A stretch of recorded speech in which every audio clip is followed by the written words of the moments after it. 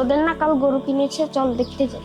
হ্যাঁ, এলাকার মধ্যে সব থেকে বড় গরু কিনেছি, 3 লক্ষ টাকা নিছে গরুটা। এই তোরা গরু কিনবি না? আরে ওরা তো 3 বেলা ঠিক মতো খেতেই পারে না, আবার গরু। আচ্ছা ঠিক আছে, তাহলে আমি যাই। রে শাওন, তোরা এবছর কুরবানি দিচ্ছিস না? আমাদের গরুটা এলাকার মধ্যে সব থেকে বড় গরু, 3 লক্ষ টাকা দাও।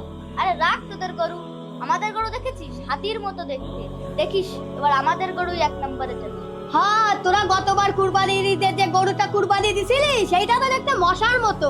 হ্যাঁ আমিও দেখেছিলাম, তোরা যে কুরবানিটা দিয়েছিলি সেটা গরু না ছাগল কিছুই বুঝলাম না। কি আমাদের গরু ছাগলের মতো? কি আমাদের গরু মশার মতো? আরে আরে আরে কি করে ছাড়ো ছাড়ো ছাড়ো ছাড়ো। কুরবানির আগের দিন কি নিজেদের বন্ধুদের কুরবানি দিয়ে দেবে নাকি? ভাই ও আগে শুরু করেছে। না ভাই, ও এই, থামো, আমাকে থামো। বলে বলছে। আচ্ছা আগে বলো তো তোমাদের মধ্যে কি হয়েছে? ভাই তাহলে শোনেন। ও এই ব্যাপার। আচ্ছা চলো একসাথে হাঁটতে হাঁটতে কথা বলি। আচ্ছা তোমরা কি জানো কুরবানি কি জন্য দেওয়া হয়? কিসের জন্য আবার? অনেক অনেক গোস্ত খাওয়া যায় আর অনেক মজা হয়, এজন্যই। আরে না, কুরবানির উদ্দেশ্য এটা না।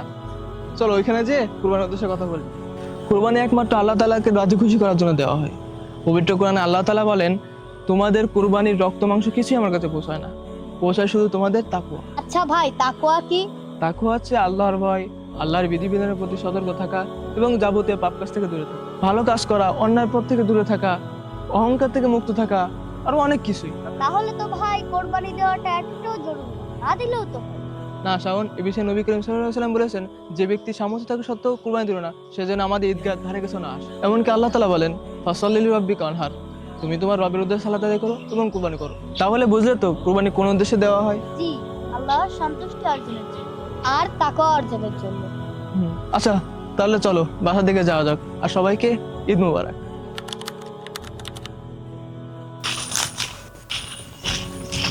ফাহিম, ফাহিম, আইসি। কি রে, সারাদিন তো দেখলাম না, কোথায় ছিলি?